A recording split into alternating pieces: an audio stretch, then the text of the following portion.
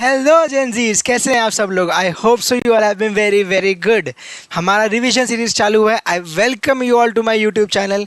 मैं आपको पढ़ाने आया हूँ सीए इंटरमीडिएट में paper number 6 financial management and strategic management. अपने बहुत बढ़िया तरीके से पढ़ रहे हैं सर। मैं आपको प्रॉपर रिवाइज करवा रहा हूँ ताकि आपका जनवरी 25 का एग्जाम बहुत ही बढ़िया चला जाए। आज अपने क्या करेंगे, एक फुल स्क्रीन में आ जाते हैं फिर अपने बात करते हैं। आज अपने क्या करेंगे, आज अपने करेंगे डिविडेंड डिसीजंस का रिवीजन। ये है हमारा रिवीजन सीरीज। रिवीजन सीरीज में हमने क्या क्या कर लिया, लेवरेजेस हमने कर लिया, ऑन यूट्यूब भी ऑलरेडी है। आप लोगों ने नहीं देखा तो ज़रूर इसे एक बार देख लो। आपका प्रॉपर सारे कंसेप्ट को मैंने से रिपीट किया, आपका बढ़िया से रिवीजन हो जाएगा। नेक्स्ट नेक्स्ट है हमारा कॉस्ट ऑफ कैपिटल, वो भी यूट्यूब में है। Capital structure is also on YouTube. और आज अपने क्या करेंगे, आज अपने करेंगे डिवीजन ऑफ डिविडेंड डिसीजंस। ठीक है, यस सर। डिवीजन तो करेंगे, जैसा कि मैं हर बार बोलता हूँ, डिवीजन तो करेंगे, पढ़ाई भी करेंगे, लेकिन करेंगे कहाँ पे? अपने करेंगे from my handwritten notes जो आपके स्क्रीन पे आ रही है। ये जो हैंड रिटन नोट्स आ रहा है पूरा, क्या बात करो, ये वाला हैंड रिटन नोट्स, ये हैंड रिटन नोट्स पूरा मैंने बनाया है आप सभी के लिए।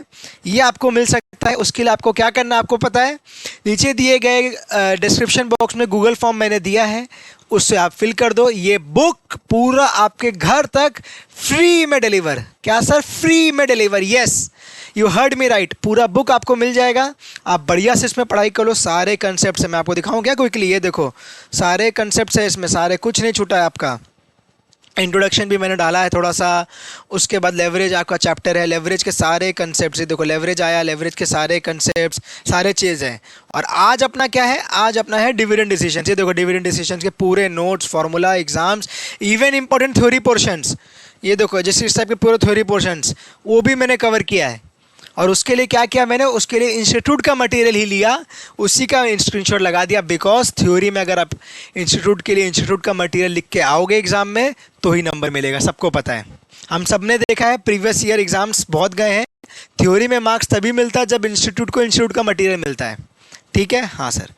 चलो, डिविडेंड डिसीजंस, डिविडेंड डिसीजंस तैयार है सब? इधर ध्यान दो, इधर इधर, यहाँ फोकस फोकस। सब स्क्रीन पे देखो। डिविडेंड डिसीजंस वेटेज रहेगा 5 से 6 नंबर का एग्जाम में इसका वेटेज रहता है। एक क्वेश्चन तो इस बार आएगा ही आएगा। This is all the more important Y, this chapter is all the more important Y. आप लोग बताएंगे क्यों डिविडेंड डिसीजन ज़्यादा इंपॉर्टेंट क्यों है? बिकॉज बिकॉज सर ये टॉपिक आपका सब्जेक्टिव पोर्शन जो 35 मार्क्स एफएम का राइटिंग पोर्शन है, प्रैक्टिकल पोर्शन।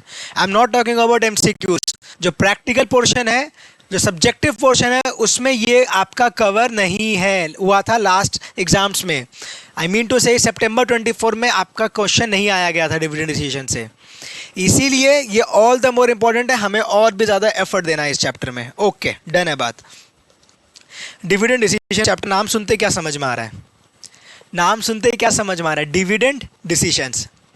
जैसा कि अपने हर बार करते हैं, एक बार चैप्टर का बेसिक अंडरस्टैंडिंग लेते हैं हमेशा, उसके बाद ही अपने आगे बढ़ते हैं। कंसेप्ट्स पे डायरेक्टली एंटर नहीं करते हैं। एक बार इंट्रो पूरा हो जाए, एक अंडरस्टैंडिंग आ जाए broad, then we can enter into the concepts. ठीक है, हाँ सर।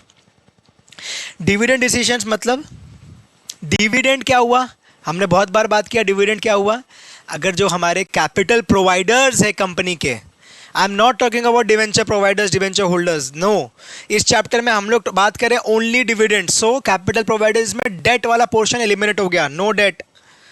देखो इधर देखो, नो डेट। अपने डेट की कोई बात ही करेंगे, ठीक है? डेट से कोई मतलब ही नहीं है।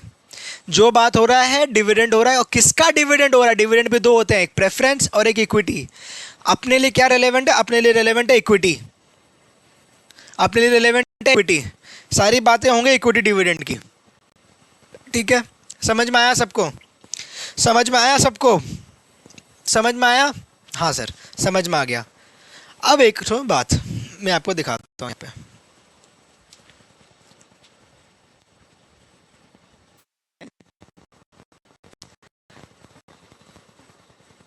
हमारा डिविडेंड है। ये डिविडेंड को हम क्या करेंगे, डिविडेंड को हम क्या करेंगे, हम डिविडेंड देंगे टू इक्विटी शेयर होल्डर्स। ठीक है, अब जो इक्विटी शेयर होल्डर्स को डिविडेंड दिया जाता है वो कहाँ से दिया जाएगा? हमारा इनकम स्टेटमेंट में आ जाओ। हमारा इनकम स्टेटमेंट,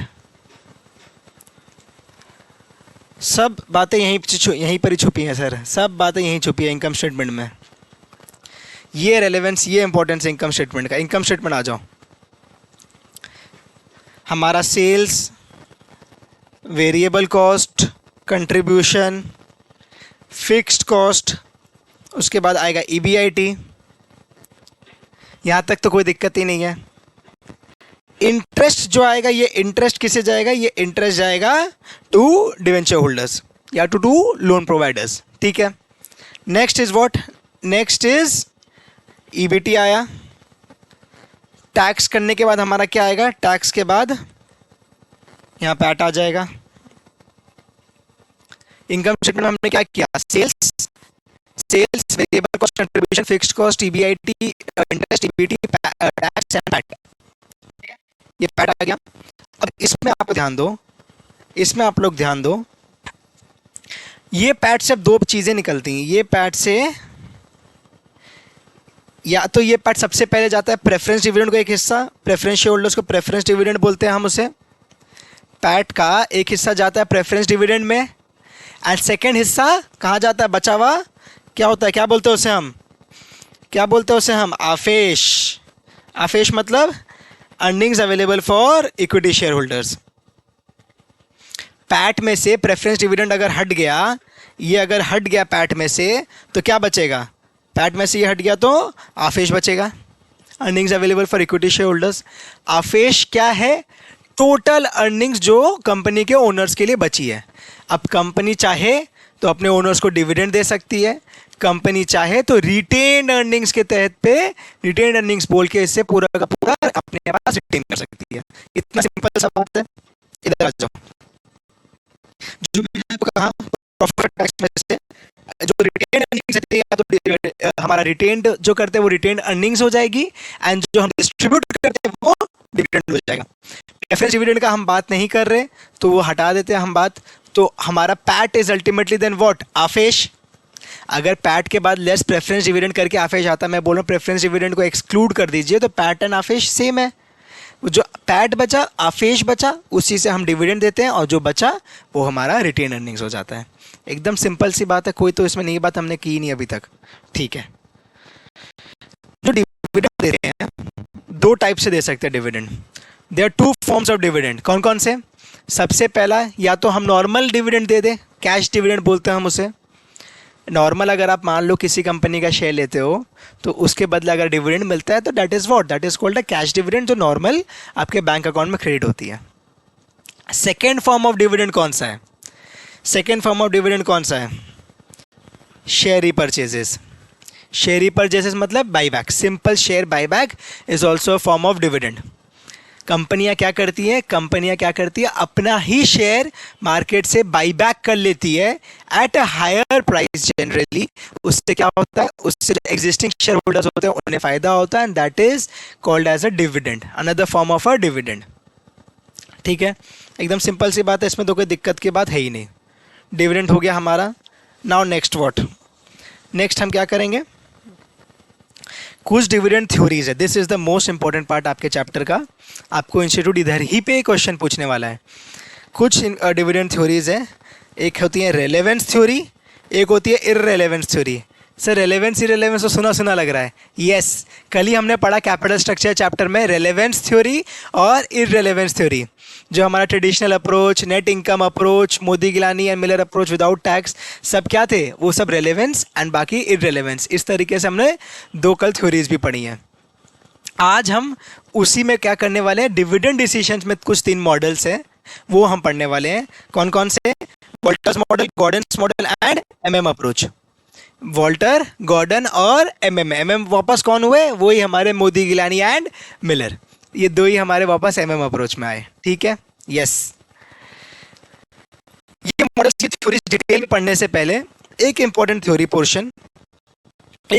पोर्शन जो मुझे लगता है ये भी आप लोगों के लिए इंपॉर्टेंट रहने वाला है, इसलिए मैंने इसे भी आपके एग्जाम के लिए इंक्लूड कर लिया हमारे नोट्स में।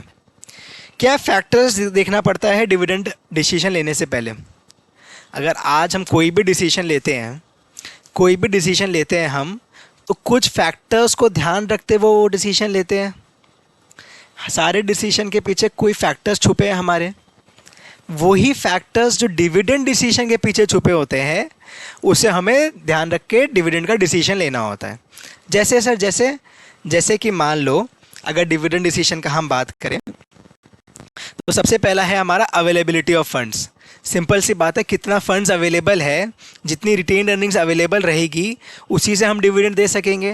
Retained earnings is considered to be a good source for dividend. ठीक है, वही चीज़ हमें ध्यान रखना होता है कि येस हमारा जो बिजनेस होता है उसमें जो फंड्स की रिक्वायरमेंट होती है तो retained earnings is a very good source. Next हमारा है cost of capital. Cost of capital भी बहुत ही एक इम्पॉर्टेंट फैक्टर है। जैसे कि मान लो क्या होता है कि हम डेट के थ्रू अगर फाइनेंसिंग करते हैं कंपनी की, अगर हमारी कंपनी की फाइनेंसिंग डेट के थ्रू हो जाती है तो बहुत बढ़िया रहता है, डिविडेंड प्रेफर करते हैं हम देना। बिकॉज डेट क्या है, डेट से हमारा चीप सोर्स ऑफ फाइनेंस माना जाता है। Why sir, why debt is a cheap source of finance? Because debt से हमें क्या मिलता है, टैक्स बेनिफिट। डेट पे जो इंटरेस्ट का खर्चा होता है सर, वो डेट पे जो इंटरेस्ट का खर्चा होता है उस पर हमें क्या मिलती है, टैक्स बेनिफिट। इसीलिए debt is a cheap source of finance. एकदम ध्यान रखना आप लोग ये सारी बातें, एकदम ध्यान रखना कि debt is a cheap source of finance, cheap source of finance, cheap source of finance. Yes, अगर हमारा debt is a cheap source of finance और उससे हम कर लेते हैं हमारी फाइनेंसिंग, तो फिर क्या होता है, हम ज़्यादा से ज़्यादा डिविडेंड अपने रिटेन्ड अर्निंग से ही दे पाते हैं। ठीक है, next capital structure. Capital structure का हमेशा ध्यान देना होता है कि optimum debt equity ratio maintain रहे, कोई दिक्कत की बात इसमें है नहीं। स्टॉक प्राइस, हम आपको सबको पता, अपना स्टॉक प्राइस जो होता है डिविडेंड की वजह से फ्लक्चुएट करता है। बिकॉज जितना डिविडेंड्स कंपनियां देती हैं वैल्यू बढ़ता है, कंपनी का वैल्यू बढ़ता है। Stock price here means market price. Generally higher dividends increase the market value of shares and low dividends decrease the value. ठीक है, सिंपल सी बात है, कोई दिक्कत की बात है नहीं इसमें। Next, investment opportunities. क्या हाथ पे इन्वेस्टमेंट अपॉर्चुनिटीज़, उससे हमें ध्यान रखना चाहिए कि हमें रिटेन्ड अर्निंग्स बेसी रखनी चाहिए कि डिविडेंड देना चाहिए। क्या इन्वेस्टमेंट अपॉर्चुनिटी कोई और ग्रोथ या एक्सपेंशन का अपॉर्चुनिटी अगर कंपनी के पास है तो वो भी हमें ध्यान रख के फैसला लेना चाहिए। Trend of the industry. Trend of the industry is also very important. For example, मैंने आपके लिए यहाँ पे एग्जाम्पल्स दिया है। ऑयल एंड गैस इंडस्ट्री हुआ, पावर इंडस्ट्री हुआ, हमारे जितने भी ऑयल एंड गैस कंपनीज़ है, हमारे HPCL, BPCL, जितने कंपनीज़ है, ये सब क्या है, ये सब हाई डिविडेंड पेइंग कंपनीज़ हैं। ये लोग डिविडेंड ज़्यादा देते हैं। Similarly power companies example sir हमारा NTPC हुआ, उसके बाद पावर ग्रिड हुआ, ये सारे कंपनीज डिविडेंड बहुत देते हैं। तो अगर ये सेक्टर की कंपनी है, ये इंडस्ट्री की कंपनी है, तो आपको भी डिविडेंड बेसी देना होगा। वही बात लिखा है इसमें कि इन्वेस्टर्स का इंडस्ट्रीज की वजह से डिपेंडेंसी रहता है कि हाँ अगर मैं इस इंडस्ट्री में जा रहा हूँ तो मेरा एक्सपेक्टेशन है कि मुझे डिविडेंड ज़्यादा करके मिलेगा। ठीक है, एक्सपेक्टेशन ऑफ शेयर होल्डर में जो डिस्कस किया कि उसे रेगुलर इनकम चाहिए कि उससे ग्रोथ चाहिए। सिंपल सी बात है ना कि अगर डिविडेंड देने का मतलब, इधर आओ, ये इंपॉर्टेंट एक तो बात मैं लिखता हूँ आप लोगों के लिए। अपने को पता है क्या, G equals to B into R. G equals to B into R. B is what, B is my retention ratio. और R क्या है, R है मेरा रिटर्न ऑन इन्वेस्टमेंट। ठीक है, रिटेंशन रेशियो क्या हुआ सर, 1 माइनस पे आउट रेशियो। 1 माइनस पे out ratio is retention ratio. इस पूरी बातों को मैं डिटेल में आऊँगा, हमारा एक मॉडल है गॉर्डन मॉडल, उसमें ये सारी बातें हैं। एक बार आप लोग समझ लो क्विकली, फिर डिटेल में हम वापस आज ही इसी वीडियो में डिस्कस करने वाले हैं। ठीक है, तो मैं बोल रहा हूँ कि हमारा जो रिटेंशन रेशियो है उसके अगर 20% रिटेंशन रेशियो है तो 80% पे आउट रेशियो हो गया। 100 minus 20, 80% is the pay out ratio. पे आउट रेशियो पे अगर हम इंटू करें हमने जो कमाया तो वो हमारा ग्रोथ का फॉर्मूला में वो फिट कर जाता है। सिंपल सी बात है, अगर कंपनी जितना कमाएगी सारा का सारा डिविडेंड दे देगी तो कभी ग्रोथ कर पाएगी? आज मैं जितना रुपए कमा के लेके आया मैं सारा खर्चा कर दूं तो कभी मैं ग्रो कर पाऊंगा? मेरा पैसा कभी ग्रो कर पाएगा? Obviously not. मुझे क्या करना होगा, अपने पास रिटेन करके रुपए रखने होंगे ताकि मैं कंपाउंडिंग बेनिफिट लेके ग्रोथ कर सकूं। वही बात यहाँ पे बोली गई है, हम डिटेल में से कर लेंगे आगे। कुछ लीगल कंस्ट्रेंट्स ध्यान रखनी होती हैं। आपका डिविडेंड लेने से पहले एक इंटरेस्टिंग बात, टैक्सेशन। टैक्सेशन ने आपको लिखा है इंटरेस्टिंग सी बात। क्या हुआ है, हमारा 1 अप्रैल 2020 के बाद डिविडेंड डिस्ट्रीब्यूशन टैक्स तो हट गया है, ठीक है। डिविडेंड डिस्ट्रीब्यूशन टैक्स तो सर सरकार ने हटा दिया अपनी 2020 की बजट में। अब उसके वजह से क्या हुआ कि पहले क्या होता था, पहले एक बार ये समझो, पहले क्या होता था, पहले जो डिविडेंड था वो शेयर होल्डर्स के हाथ में, अगर मैं शेयर होल्डर हूँ किसी कंपनी का तो मेरे हाथ में वो डिविडेंड अगर मुझे मिलती थी किसी कंपनी से तो वो एग्जेम्प्ट होती थी, तो वो एग्जेम्प्ट होता था।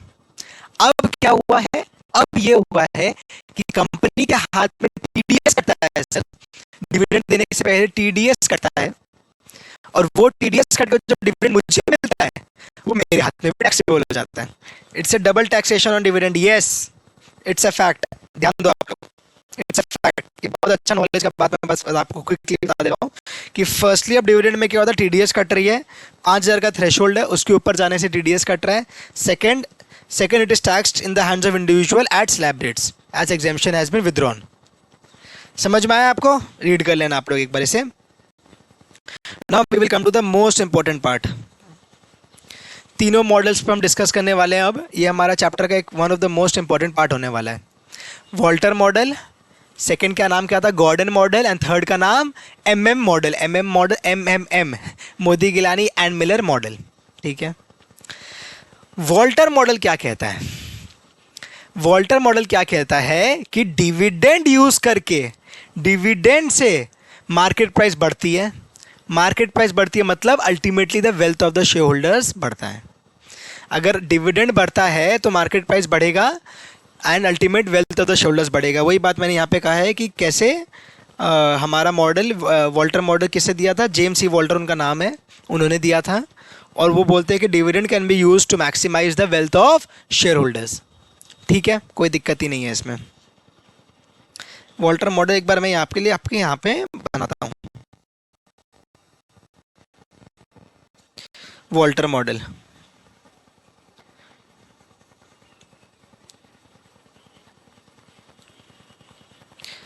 वॉल्टर मॉडल, ठीक है। वॉल्टर मॉडल करने वाले हम सब, तैयार हैं आप लोग सब, ध्यान एकदम प्रॉपर अटेंशन चाहिए मुझे यहाँ पे। अब वॉल्टर मॉडल में कोई भी हमें भूल नहीं करना, हमें एग्जाम में आएगा तो पूरा एक्सेल करके आना है सर, इस पे बढ़िया से आंसर करनी है, ठीक है, ओके। दो बातें इसमें आप लोग देखो, दो बातें आप लोग इसमें देखो, एक होता है आर, एक होता है की। सर आर और के, दो वर्ड, दो लेटर आपने जो लिखा है, ये आर और के क्या है, आर का मतलब क्या है, आर का मतलब है रिटर्न,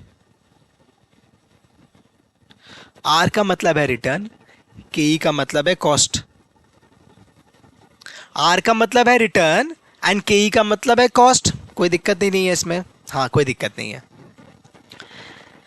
आप लोग बताओ अब मुझे, क्या ज़्यादा और क्या कम होना चाहिए कंपनी में, एक कंपनी में क्या ज़्यादा और क्या कम होना चाहिए, ये पूरा मैं इसे लिंक कर दूंगा आपका इससे, आप बताओ वॉल्टर मॉडल से, तो प्रॉपर टेंशन चाहिए, मैं इधर उधर की बातें नहीं कर रहा, एकदम रेलेवेंट टॉपिक की बात हो रही है। तो आर और के में क्या ज़्यादा क्या कम होना चाहिए, सिंपल सा बात है सर, रिटर्न ज़्यादा होना चाहिए, कॉस्ट कम होना चाहिए, ये ज़्यादा होना चाहिए, कॉस्ट कम होना चाहिए, यस एब्सोल्युटली राइट।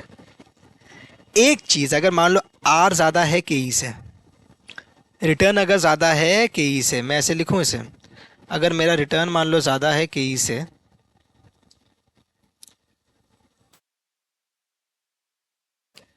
तो मेरा रिटेंशन रेशियो क्या होगा, रिटेंशन रेशियो क्या होना चाहिए, आर ज़्यादा है के से मतलब रिटर्न मेरा ज़्यादा हो रहा है दैन माई कॉस्ट। मैंने क्या किया, मैंने इक्विटी इशू की, मान लो 10% पे मैंने इक्विटी लिया, ठीक है, मेरा के है, कॉस्ट ऑफ इक्विटी 10%, हमने डिस्कस किया है कॉस्ट ऑफ कैपिटल चैप्टर में बहुत ही डिटेल में, आपने नहीं देखा तो वो लेक्चर भी ज़रूर देखिए, आपको पूरा कंसेप्ट प्रॉपर ब्रशअप हो जाएगा। अब हम क्या कर रहे हैं, अब हम कर रहे हैं आर वर्सेस के, तो अब कॉस्ट मेरा के है, मैंने 10% पे अगर इक्विटी ली है, अब जब मैं बिजनेस कर रहा हूँ, मैं रिटर्न उस इक्विटी को यूज़ करके कितना जनरेट कर पा रहा हूँ, मैं रिटर्न जनरेट कर पा रहा हूँ मान लो 12%, तो मैं रिटर्न कितना जनरेट कर पा रहा हूँ 12%, और ये है मेरा 10%। तो क्या समझ में आया सर, रिटर्न ज़्यादा है कॉस्ट से। तो क्या मुझे कुछ रिटेन करना चाहिए कि मुझे पूरा का पूरा डिविडेंड में पे आउट करना चाहिए। हमने पढ़ा है retention ratio is equals to 1 minus पे आउट रेशियो। ठीक है, तो मुझे कितना अपने पास रखना चाहिए, कितना पे आउट कर देना चाहिए। ऑब्वियस सी बात है सर, पूरा 100% आप अपने पास रखोगे, पूरा 100% सर आप अपने पास रखोगे। क्यों क्यों क्यों? क्या होता है कि अगर मैं रिटर्न अच्छा कमा पा रहा हूँ, मैं कॉस्ट से बेसी रिटर्न कमा पा रहा हूँ, तो मैं डिविडेंड क्यों दूंगा? मैं और पे और रिटर्न कमाते जाऊंगा। मुझे डिविडेंड देने का तो कोई नीड है ही नहीं, मैं रिटर्न ज़्यादा से ज़्यादा कमाऊंगा। समझ में आया? रिटेंशन रेशियो 100%, पे आउट रेशियो इज 0%। कोई दिक्कत नहीं? कोई दिक्कत नहीं है। सेकंड केस मान लो R is less than K E. Second case, ये हमारा फर्स्ट केस हुआ। सेकंड केस क्या है? सेकंड केस है R is less than K E. Return में जो कमा रहा हूं वो कम है मेरा कॉस्ट से। तब क्या होगा? अगर मैं रिटर्न जो कमा रहा हूं मेरा कॉस्ट कम है, तो सीधी सी बात है कि मेरा रिटेंशन रेशियो इस केस में कितना होना चाहिए? 0%। एंड पे आउट रेशियो शुड बी 100%। क्या लिखा मैंने? मैंने लिखा है ये रिटेंशन रेशियो, ये लिखा पे आउट रेशियो। कब? किस केस का बात कर रहे हैं? इस केस की बात कर रहे हैं जब मेरा R के ई से कम है, तो मुझे रिटेंशन कितना करना चाहिए? कुछ नहीं, और पे आउट पूरा का पूरा कर देना चाहिए। वाई? क्यों सर? ऐसा क्यों करना चाहिए सर? रीज़न सिंपल सी है कि अगर मेरा रिटर्न मेरा कम आ रहा है, मेरा खर्चा ज़्यादा है, तो मैं अपने पास पैसे रख के क्या करूँगा? मैं अपने पास पैसे रख के कुछ कर नहीं सकता, इसलिए पूरा का पूरा हम पे आउट कर दे रहे हैं। ठीक है, समझ गए। थर्ड केस, सब बताओ थर्ड केस क्या होगा? R इज इक्वल्स टू के ई। R और के ई अगर सेम है, ये मेरा थर्ड केस। R और के ई अगर मेरा सेम है, तो मेरा थर्ड केस में क्या होगा? ये तो मेरा एक तरीके से क्या हो गया? Indifference point. इनडिफरेंस रहेगा, मुझे कुछ भी आप कर लो, जितना भी डिविडेंड दे दो कोई फ़र्क नहीं पड़ती। This is indifference A point. ठीक है, डन। एक ज़रूरी अजम्पशन, ये मॉडल की अजम्पशंस अजम्पशंस हैं। हम क्या बात कर रहे हैं? वॉल्टर मॉडल जो हमने बात किया, मैं उसे लिंक कराता हूँ, 2 मिनट टाइम दो मुझे। अभी हम क्या कर रहे हैं? अजम्पशंस कर रहे हैं अंडर वॉल्टर मॉडल। इसमें एक चीज़ कही गई है, इसमें कही गई है कि जितने भी हमारे इन्वेस्टमेंट्स होंगे, सारे के सारे कहाँ से होंगे? रिटेन अर्निंग से। This is very important assumption. यहाँ क्या होता है कि आर मेरा के से कम है, तो मैं बोलता कि सर आप छोड़ो ना, इक्विटी से क्यों पैसे लेके आना, आप डेट से पैसे ले आओ। ऑब्वियस सी बात है सर, अगर आप रिटर्न इक्विटी का खर्चा आपको बेसी पड़ता है, तो आप इक्विटी से क्यों पैसे लाते हो? आप डिबेंचर से ले आओ पैसे। एकदम आप लोग सब मेरे साथ हो? हाँ, एकदम आपके साथ है सर। तो इसमें एक चीज़ है ना, अगर मैं डिवेंचर से पैसे ले आऊँ, वो मुझे अलाउड ही नहीं है, ऑल इन्वेस्टमेंट। बात खत्म, दिमाग की बत्ती बंद, जो लिखा है वो मान लो, आगे बढ़ो। इसमें क्या है कि जहाँ पे भी किंतु परंतु हो सकता था, कोई अगर किंतु परंतु जहाँ पे भी कर सकता था, उधर पे इन्होंने अजम्पशन डाल के ब्लॉक कर दिया। सिंपल सी बात है, आपको दिमाग में जो क्वेश्चन आएगा मान लो वो अजम्पशन लिया हुआ है। और investments are rotated through retained earnings. इसमें एक और अजम्पशन है कि हमारा रिटर्न और कॉस्ट ऑफ इक्विटी दोनों हमेशा कांस्टेंट रहने वाले हैं। जितना मेरा रिटर्न है और जितना मेरा कॉस्ट ऑफ इक्विटी, कभी उसमें कोई चेंज होने वाला ही नहीं है। मैं हर साल 10% कमा रहा हूँ, हर बार मेरा कॉस्ट ऑफ इक्विटी 12% ही है। एग्जाम्पल, ठीक। परफेक्ट कैपिटल मार्केट एग्जिस्ट करता है, इन्वेस्टर्स आर रैशनल, वो तो ठीक बात है सब। टैक्सेस नहीं है, वो तो हर बार हमें मिलता है सर। परपेचुअल लाइफ हमारा फर्म का है, वो हमारा फर्म सदियों सदियों तक चलता ही रहेगा। ठीक है, प्राइस निकालने का इसमें फॉर्मूला दिया गया है, प्राइस निकालने का फॉर्मूला दिया गया है। ठीक है, ओके। प्राइस कैसे निकलेगा? प्राइस कैसे निकलेगा? इधर ध्यान दो, सब बच्चे इधर ध्यान दो। प्राइस कैसे निकलेगा? सीधी सी बात है, वॉल्टर मॉडल में क्या कहा गया वही मैं बता रहा हूँ।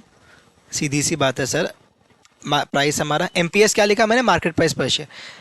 प्राइस हमारा कैसे आएगा, हमारा जो डिविडेंड है उसे मैं अगर के ई से डिवाइड कर दूं, हमारा डिविडेंड को सर मैं के ई से अगर डिवाइड कर दूं तो क्या आएगा, प्राइस आता है, हमने पढ़ा है ये पहले भी, डिविडेंड बाई के ई, ठीक है। प्लस अगर मेरा कोई रिटेन्ड अर्निंग्स है, अगर मेरा कोई रिटेन्ड अर्निंग्स है तो वो भी अफेक्ट करेगा, मेरे प्राइस में आएगा, वो भी, इसका भी फैक्टर इन हो जाएगा वो भी। E minus D is what, E is earnings, D is dividend. मैंने 10 रुपया कमाया, earnings per share is my ₹10, dividend per share मेरा ₹4 है, तो मेरा रिटेन्ड अर्निंग्स क्या हुआ, 6 रुपया, 10 माइनस 4, एकदम सीधी सी बात है। उसका भी इफेक्ट मेरे प्राइस में मेरे इसमें आना चाहिए, मार्केट प्राइस में। अच्छा हाँ बोलोगे, अब इसमें क्या है, इससे हम इंटू करेंगे sir R is my required rate of return या रिटर्न इन्वेस्टमेंट जो मैं कमाता हूँ, इसमें रिटेन अर्निंग से जो मैं कमाता हूँ वो मैं इंटू आर किया।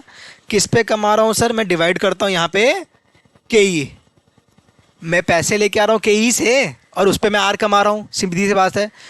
10 रुपया कमाया मैंने, मान लो 100 में, तो 10/100 वैसे करते हैं ना, वही लॉजिक। अब इस टोटल को हम डिवाइड कर देंगे किससे, इस टोटल को हम डिवाइड कर देंगे के ई से, इससे वैल्यू निकल जाएगी। पूरा फार्मूला का मतलब समझ में आया, हाँ कि ना, हाँ बोलेंगे सब। सारा फार्मूला का मतलब समझ में आया कि नहीं आया, सब कमेंट में हाँ लिखो, सब बच्चे कमेंट में हाँ लिखो, सब बढ़िया से फार्मूला का मतलब समझ में आया। ये हमारा फार्मूला है। बट सर किताब में तो थोड़ा डिफरेंट सा है, किताब में तो थोड़ा डिफरेंट सा है। किताब में आपको ये फार्मूला दिया गया है, ये फार्मूला वो फार्मूला में कोई अंतर है क्या? आप लोग भी, अगर मैं इस फार्मूला में इसको सॉल्व करूँ, इसका नेक्स्ट स्टेप क्या होगा, अगर इसको मैं सॉल्व करूँ तो क्या आएगा, मेरा ये जो की है ये ऊपर चला जाएगा और ये की ये कहीं कट जाएगा, फिर मतलब dividend plus E minus D इन, थोड़ा सा क्लीन, समझ ही नहीं आया हमें क्या लिखा आपने। जैसे कि मैं बोल रहा हूँ dividend plus E minus D into R by K E whole divided by की, आ गया वही फार्मूला। इसे सॉल्व करेंगे, ये इससे ये हमारा कहाँ जाएगा, ये इधर चला जाएगा, ये कट गया, फिर तो ये पूरा सॉल्व करके ये आ जाएगा, वही लिखा है मैंने, वही लिखा है मेरे। डी क्या है, डी डिविडेंड पर शेयर, ई क्या है, अर्निंग्स पर शेयर, एमपीएस क्या है, market price per share, are क्या है सर, आर है हमारा रिटर्न ऑन इन्वेस्टमेंट, के ई क्या है, कॉस्ट ऑफ इक्विटी। कोई दिक्कत की बात तो इसमें है ही नहीं, कोई मैंने अजीब सी बात कही ही नहीं, एकदम नॉर्मल सी सारी बातें की है। हाँ रेट नोट्स जो अब मैं आता हूँ, जो हमने डिस्कस किया स्टार्टिंग में, मैंने कहा था ना मैं सारी बातें लिंक करा दूंगा। ये देखो, अगर आर ज़्यादा है के ई से, जो हमने बात किया, अगर रिटर्न ज़्यादा है कॉस्ट ऑफ इक्विटी से, तो क्या होगा, मेरी retention ratio should be 100%, that means my optimum pay out ratio should be 0%। Optimum word का मतलब क्या है, ऑप्टिमम वर्ड का मतलब क्या है, ऑप्टिमम वर्ड का मतलब है बेस्ट, बेस्ट पे आउट रेशियो। बेस्ट क्या है, उससे कंपनी का वेल्थ मैक्सिमाइज होता है। वेल्थ मैक्सिमाइज कैसे होगा, जब मार्केट प्राइस मैक्सिमाइज होगा। एकदम ध्यान रखना, एक एग्जांपल करते हैं आपको समझ में आएगा, एक एग्जांपल भी मैंने आप लोगों के लिए बनाया है, वो एग्जांपल करते हैं, बहुत बढ़िया से समझ में आएगा। ठीक है, पहले इसको क्विकली कंप्लीट करें। अगर आर ज़्यादा है के ई से, मतलब optimum pay out ratio is 0, are कम है के ई से, optimum pay out ratio is 100%। कोई दिक्कत, कोई दिक्कत की बात ही नहीं है। समझ में आ रहा है ना सबको, समझ में आ रहा है, इधर एकदम क्लियर बात कर रहे हैं सर हम। हाँ, और अगर आर मेरा इक्वल्स टू के ई है तो मेरा इंडिफरेंस पॉइंट है ये, all pay out ratio is only consider to be optimum. ठीक है, के ई हमारा क्वेश्चन में दिया हुआ रहता है, आपको के ई इसमें नहीं निकालने को आएगा। ठीक है, अब एग्जाम्पल करा दो तो मजा आए। देखो ये एग्जाम्पल स्क्रीन में एग्जाम्पल दिया मैंने, एक बार रीड करो इसे, आप सब इसे सॉल्व करेंगे, मैं सॉल्व नहीं कर रहा, आप सॉल्व कर रहे हैं इसे। एग्ज़ाम किसे देना, मुझे कि आपको? मुझे एग्ज़ाम देना है कि आपको देना है? एग्ज़ाम आपको देना, सॉल्व भी आप करेंगे, बात ख़त्म। क्या सर आप ऐसे कर रहे हो हमारे साथ? एग्जाम्पल ऑन वॉल्टर मॉडल, चलो ध्यान ध्यान आ जाओ। एग्जाम्पल अच्छे से करते हैं, मेरे हिसाब से कुछ इस टाइप का क्वेश्चन में जितना मैं प्रेडिक्ट कर पा रहा हूँ आने का बहुत हाई चांस आपके एग्जाम में। एकदम ध्यान दो, क्या पता यही आ जाए, एकदम ध्यान दो। इलस्ट्रेशन 3 मैंने इंस्टीट्यूट मटेरियल से लिया आपका। ये सारे figures are collected from the annual report of XYZ limited. Net profit दिया हुआ है 30 लाख, नेट प्रॉफिट दिया हुआ है 30 लाख। कोई दिक्कत की बात है? कोई दिक्कत की बात नहीं है। Outstanding 12% preference shares, 12% preference shares, 12% क्या है? 12% क्या है? 12% is the dividend rate, preference dividend rate दे दिया 12%। 12% पे मुझे प्रेफरेंस वालों को डिविडेंड भी चुकता करना है। कोई दिक्कत नहीं, कोई दिक्कत नहीं है। 100 लाख का इनका आ गया। नंबर ऑफ इक्विटी शेयर्स दे दिया है, 3 लाख का नंबर ऑफ इक्विटी शेयर्स भी हमें दे दिया गया है। रिटर्न ऑन इन्वेस्टमेंट मेरा क्या है? रिटर्न ऑन इन्वेस्टमेंट मेरा आर है। रिटर्न ऑन इन्वेस्टमेंट मेरा आर है, कितना है? 20%। 20% हमारा रिटर्न ऑन इन्वेस्टमेंट भी हमें दे दिया गया है। कॉस्ट ऑफ कैपिटल क्या? के ई खुद ही लिख के दे दिया 16%। तो आर तो मिल गया, के ई तो मिल गया, आर तो मिल गया, के ई तो मिल गया। क्या निकालना है सर? क्या नहीं मिला? फॉर्मूला याद करो एक बार, क्विकली फॉर्मूला पे जाते हैं वापस। सर आर मिल गया, के ई मिल गया, क्या बचा? अर्निंग्स पर शेयर बचा, डिविडेंड बच गया बस। और के तो हमें क्या मिल गया था? वापस इधर आ जाओ। एक और चीज़ दिया हुआ था क्वेश्चन में, 42 रुपीज़ क्या है? 42 rupees is the share price, ये भी दे दिया हमें। सिंपल सी बात है, ये भी दे दिया, फॉर्मूला में बैठाना, आंसर आएगा सीधा। समझ में आ रहा है सबको? रिलेट हो रहा है? हाँ रिलेट हो रहा है ना। डी तो निकालने ही बोला है, डिविडेंड पे आउट तो निकालने ही बोला, तो डी कैसे दे देता? सारे चीज़ें दे देगा तो निकालोगे क्या? पूरा क्वेश्चन में सब चीज़ें तो मिल गया? नहीं सर, सब नहीं मिला। डी तो मिला है, डी तो कहा है आपने निकालने, वो हम समझ गए, बट ई तो नहीं है दिया सर। अर्निंग्स पर शेयर तो नहीं दिया इस क्वेश्चन में। अर्निंग्स पर शेयर दिख रहा है किसी को? जिसको अर्निंग्स पर शेयर दिख रहा है नीचे कमेंट करो। अर्निंग्स पर शेयर दिख रहा है सर, नीचे कमेंट करो। जिसको दिख रहा है कमेंट करो। अर्निंग्स पर शेयर कहाँ है? इनकम स्टेटमेंट याद करो, नेट प्रॉफिट दिया हुआ है, नीचे हम क्या लेस करेंगे? Preference dividend. क्या मिलेगा सर? आफेश। आफेश से हम डिवाइड करते हैं number of equity shares, which gives us what? Which gives us EPS. O yes, समझे? सबसे पहले इसका सोल्यूशन करते हैं, चलो सबसे पहले इसका सोल्यूशन करते हैं। सारे बच्चे देखेंगे, ध्यान देंगे एकदम यहाँ पे। आप लोग चाहो तो पेन एंड पेपर में आप लोग मेरे साथ सॉल्व करो, मेरे साथ आगे बढ़ो, बहुत अच्छा रहेगा, आपका कॉन्फिडेंस बहुत बूस्ट होगा इससे, ठीक है ना? मैं तो करूँगा ही। Calculation of earnings per share, calculation of earnings per share, EPS निकालना हमें। नेट प्रॉफिट दिया हुआ है, नेट प्रॉफिट तो दिया हुआ है। नेट प्रॉफिट कितना है? 30 लाख, ठीक है।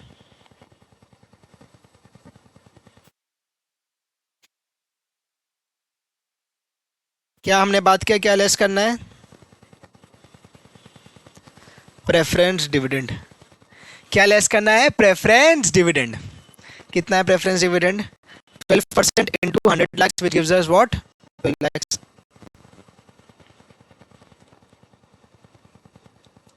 क्या आएगा? क्या आएगा? उसे हम क्या बोलते हैं? आफेश। ये आया कितना? ये आया हमारा 18 लाख।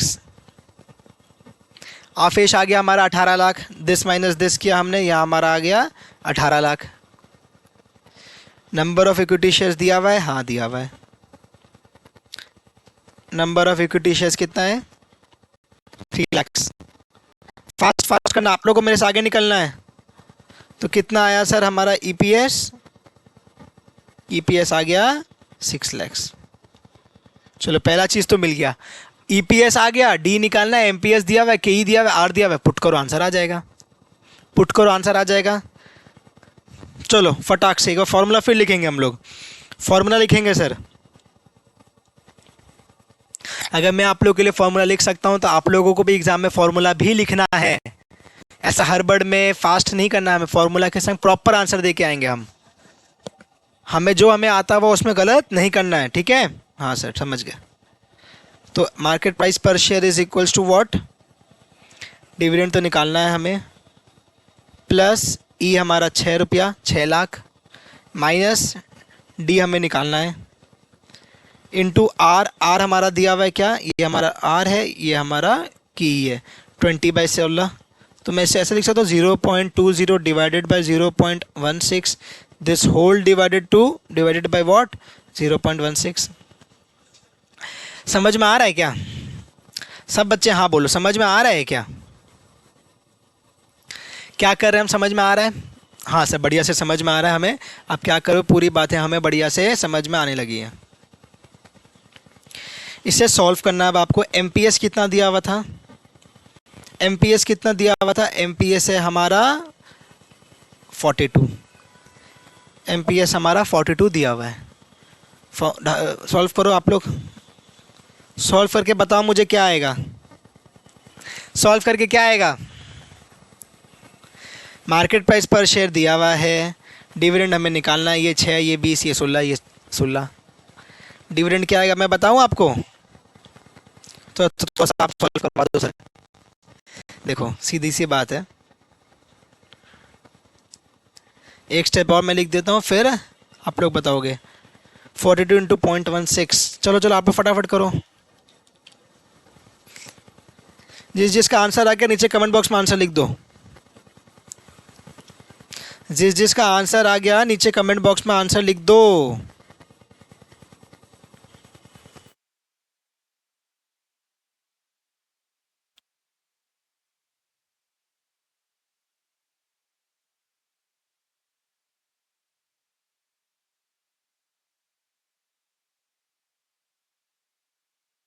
मैं बताऊं डी क्या आएगा आपका? इसको सॉल्व करके क्या आएगा डी मैं बताऊं? डी आएगा 3.12। डी आ गया हमारा 3.12। कोई दिक्कत का बात ही नहीं है। हमें निकालना क्या था क्वेश्चन में? क्वेश्चन में हमें निकालने क्या कहा गया? क्वेश्चन में हमें निकालने कहा गया है डिविडेंड पे आउट रेशियो। हमें क्या निकालने कहा गया है? Dividend pay out ratio. ठीक है, तो डिविडेंड पे आउट रेशियो कैसे आएगा? डिविडेंड पे आउट रेशियो कैसे आएगा आपका इसमें? अब ये क्या आया? ये तो हमारा आया डिविडेंड पर शेयर। तो dividend pay out ratio is what? Dividend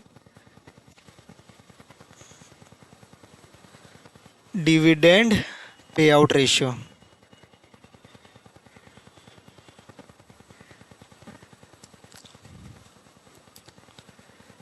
$3.12 is my dividend. मेरा अर्निंग्स कितना था? अर्निंग्स पर शेयर 6 था, into 100, this will give me dividend pay out ratio. कितना है सबका आंसर? सबका आंसर क्या है? 52%। क्लियर? एक एग्जांपल करके समझ में आया? पूरा कंसेप्ट क्लियर हुआ? हाँ सर, पूरा बढ़िया से क्लियर हो गया। नेक्स्ट आगे बढ़े।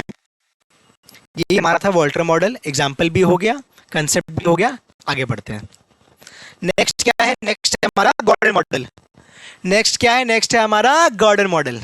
इसे गॉर्डन मॉडल तो सुना हुआ है। कहाँ सुना था सर? कहाँ सुना था? Cost of capital chapter. Cost of equity निकालने का तरीका क्या था? Out of so many other ways एक और तरीका क्या था? Gordon model. गॉर्डन मॉडल क्या बोलता था? Cost of equity K is equals to what? d1 by P zero plus G, d1 by P zero plus G, d1 by P zero plus G. हाँ हाँ सर, हमारा Gordon model इधर भी आ गया। Gordon model क्या कहता है कि जो डिविडेंड पॉलिसी है किसी कंपनी की, वो उससे की वैल्यू को अफेक्ट कर सकती है। हाँ नॉर्मल सा बात है, अभी तक सभी को यही बात बोल रहे थे, सर कोई नया बात तो नहीं बताया इसने। अजम्पशंस इसके भी ध्यान दो आप लोग। इसके अजम्पशन भी यही है कि firm has only equity and no debt. जो अजम्पशन था पहले वैसा ही अजम्पशन इधर भी है कि only equity no debt. R and K will remain constant, हाँ पहले भी था। बी एंड जी इसमें आ गए। बी एंड जी, बी क्या है? B is retention ratio, G is growth rate. Gordon model में इन दोनों का यूज होता है, वो दोनों भी कांस्टेंट है। के इज ग्रेटर देन जी, ये क्यों कहा? के इज ग्रेटर देन जी क्यों कहा गया है? और सारे investment will be finance to earnings, ये भी हमें पता ही है।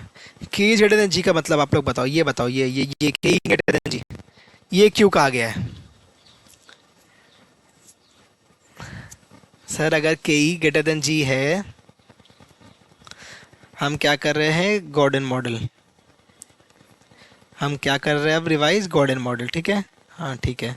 हमने बोला कि if K E is greater than G, it means cost is higher और ग्रोथ कम हो रहा है, कॉस्ट ज़्यादा है ग्रोथ रेट कम है, तो अल्टीमेटली शेयर प्राइस हमारा नेगेटिव चला जाएगा, शेयर प्राइस हमारा नेगेटिव चला जाएगा। इसीलिए पॉसिबल ही नहीं है, इसलिए हमारा अजम्पशन लिया गया है कि के ई इज ग्रेटर देन जी।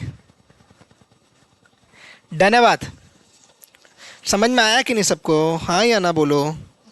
हाँ सर समझ में आ गया, ठीक है। फॉर्मूला जो हमने बात किया इतना ही देखो अभी बस। हाँ अभी इतना ही देखो, के ई हमें आता है, हमें के ई आता है कैसे निकालना, डी1 by P zero plus G, हमने बहुत बार डिस्कस किया है।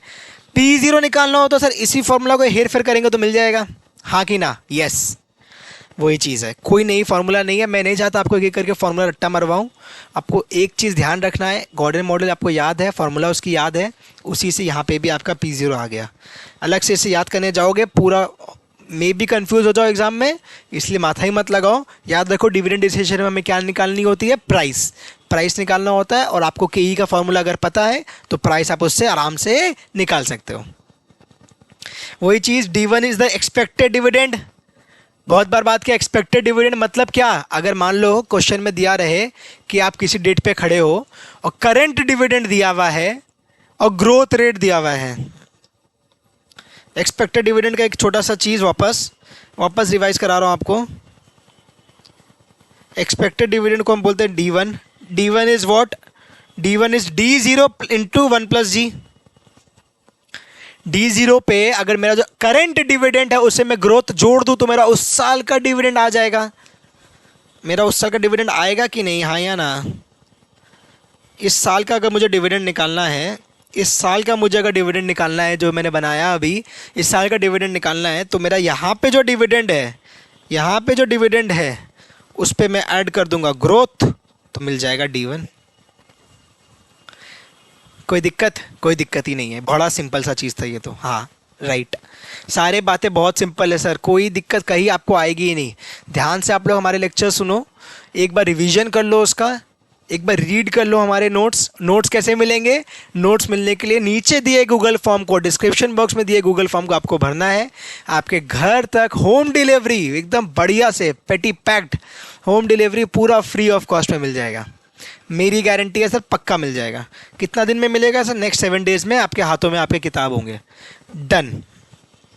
बाकी कोई भी दिक्कत हो, नीचे दिए कॉन्टैक्ट डिटेल्स आपके साथ में स्क्रीन में चल ही रहे हैं, इसमें आप मुझे कॉन्टैक्ट भी कर सकते हो, मैं आपको अर्लीस्ट रिस्पॉन्स दूंगा। ठीक है, चलो back to the topic. Sir topic से आप डेविएट कर जा रहे हो? नहीं नहीं, टॉपिक से डेविएट नहीं करेंगे हम, हमें टॉपिक पे ही रहना है। हमने बात की डी1 का, हाँ डी1 का बात किया हमने। डी1 इज़ वेरी इंपॉर्टेंट, मैं बार बार फोकस डालता हूँ डी1 पे। के ई क्या है? के ई इज़ हमारा कॉस्ट ऑफ इक्विटी, ठीक है। जी इज ग्रोथ रेट पता ही है, पी जीरो हमारा करंट मार्केट प्राइस, हाँ कोई दिक्कत नहीं है इसमें। सेम बात है जो हमने वोल्ट मॉडल में की कि अगर आर ग्रेटर देन कि R is more than K E, then what should be my pay out ratio? My pay out ratio should be 0। अगर आर मेरा ज़्यादा है के ई से, मेरा पे आउट रेशियो क्या होना चाहिए? 0 0 0 0। वाई? बिकॉज अगर मैं अच्छा काम कर रहा हूँ, अच्छा बिजनेस कर रहा हूँ, तो मुझे डिविडेंड दे के फ़ायदा नहीं है, मुझे ग्रोथ पे जाना चाहिए, एक्सपैंड करना चाहिए। सब लोग मेरे साथ हैं? हाँ बोलेंगे सब। चलो, if R is less than K E, अगर मेरा रिटर्न मेरे खर्चा से कम आ रहा है तो दिक्कत है, जो हमने बात किया वही ऑपोजिट हो जाएगा, 100% मेरा ऑप्टिमम पे आउट रेशियो हो जाएगा। और अगर आर सेम है तो कोई ऑप्टिमम पे आउट रेशियो की बात ही नहीं है। जी का हमने डिस्कस किया, G is equals to B into R. एक बार और क्विकली, जो मैंने कहा था मैं आपको डिटेल में कराऊंगा सर, डिटेल में कहा था, हमने कहा था आपको G is equals to B into R. Growth कैसे होगा? अगर मैं जितना कमाऊंगा उससे मैं जितना ज़्यादा रिटेन करूंगा। कंपनी ने अगर मान लो यहाँ पे ईपीएस है कंपनी का 100, ध्यान दो इधर ध्यान दो, कंपनी का ईपीएस अगर 100, डिविडेंड दे देता है मान लो 40%, डिविडेंड दे देता है मान लो 40%, तो रिटेन्ड अर्निंग्स क्या हुआ? 60%। ये रिटेन्ड अर्निंग्स को यूज़ करूँगा ना मैं, मेरे एक्सपेंशन करना है, मुझे कहीं पे पैसे लगाने हैं तो इसे यूज़ करूँगा। मेरा यहाँ पे ये रिटेंशन रेशियो बन गया, ये रिटेंशन रेशियो यहाँ पे आया, into this is what, this is my retention ratio, इस पे इनटू करूँगा मैं आर, इज़ मेरा रिटर्न ऑन इन्वेस्टमेंट, मेरा ग्रोथ आ जाएगा। इतना सिंपल सा बात है। इधर इधर ध्यान दो सब, इधर इतना सिंपल सा बात है।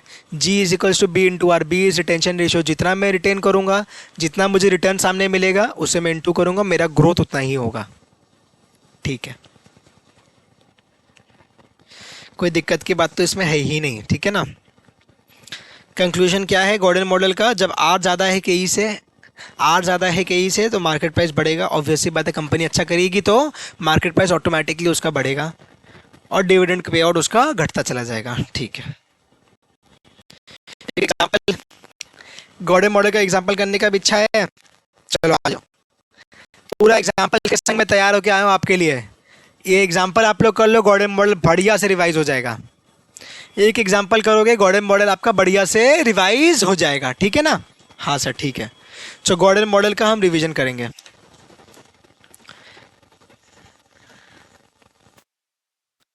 क्वेश्चन में ध्यान दो, सारे बच्चे मेरे साथ क्वेश्चन पढ़ेंगे। Following figures are computed from the annual report of XYZ limited. हमने जो बात किया नेट प्रॉफिट 30 लाख। क्वेश्चन देखने में सेम लग रहा है लेकिन है नहीं, ध्यान दो। आउटस्टैंडिंग प्रेफरेंस दे दिया, नंबर ऑफ इक्विटी दे दिया, रिटर्न इन्वेस्टमेंट दे दिया, कॉस्ट ऑफ कैपिटल दे दिया। क्या बोला है, calculate price per share, P0 निकालने बोल दिया using Gordon model with dividend pay out is 25%, 50% और 100%। मैं 25% करूंगा आपके लिए, बाकी दोनों आप करके मुझे दिखाएंगे, ठीक है। ये बाकी दोनों आपको करना है, आपका होमवर्क है ये। डन सर, हमारा होमवर्क हमें मिल गया, हम कर लेंगे पक्का, प्रॉमिस। चलो नेक्स्ट, इधर ध्यान दो, इधर ध्यान दो। सेम तरीके से इधर देख के समझ में आ रहा है सर कि अगर मेरा नेट प्रॉफिट दिया हुआ है, नंबर ऑफ इक्विटी शेयर्स दिया हुआ है, 12% प्रेफरेंस की कहानी फिर से है, तो मतलब कि क्या हमें निकालना है हमारा आफेश, आफेश से आ जाएगा हमारा EPS। पहले उतना तक करते हैं, चलो चलो पहले उतना तक करते हैं। क्या कर रहे हो सर आप ये, मैं तो करूँगा इसे कॉपी, मैं करूँगा इसे कॉपी,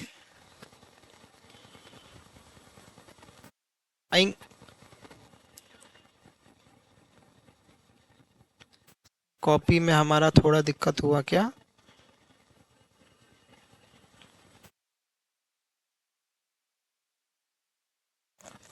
चलो छोड़ो, ये हमारा कॉपी हुआ नहीं। चलो वापस मैं पूरा आपके लिए यहाँ बनाता हूँ, कुछ दिक्कत हो रही है।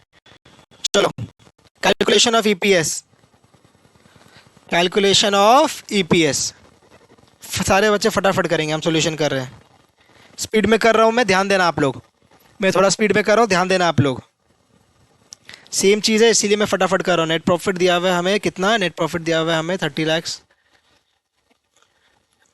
प्रेफरेंस डिविडेंड है हमारा 12 lakh, which will give me what, which will give me my आफेश।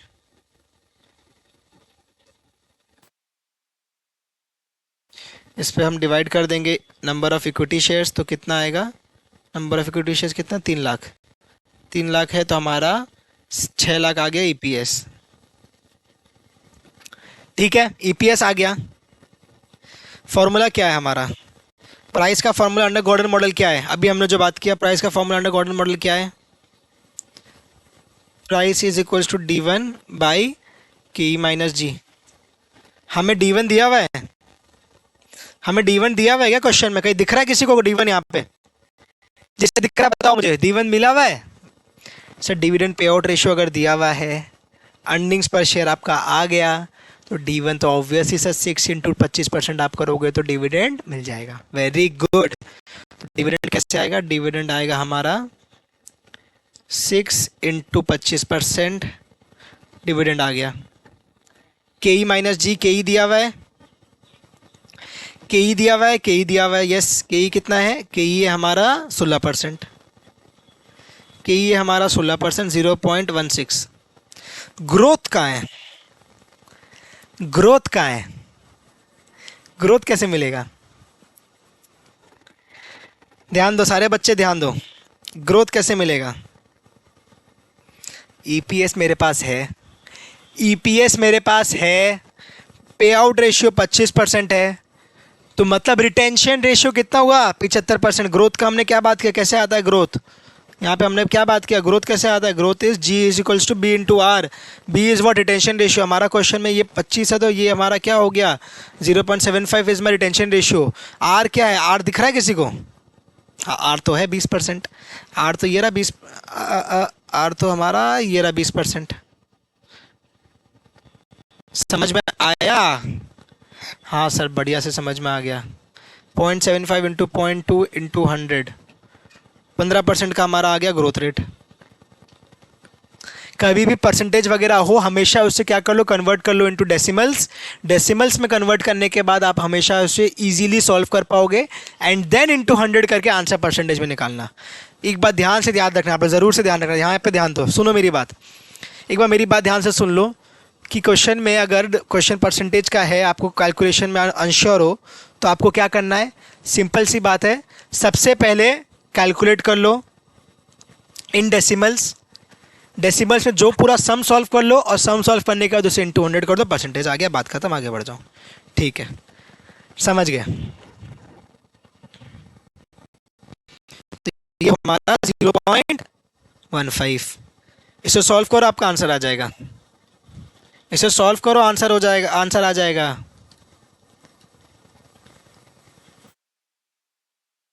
कितना आएगा, 150।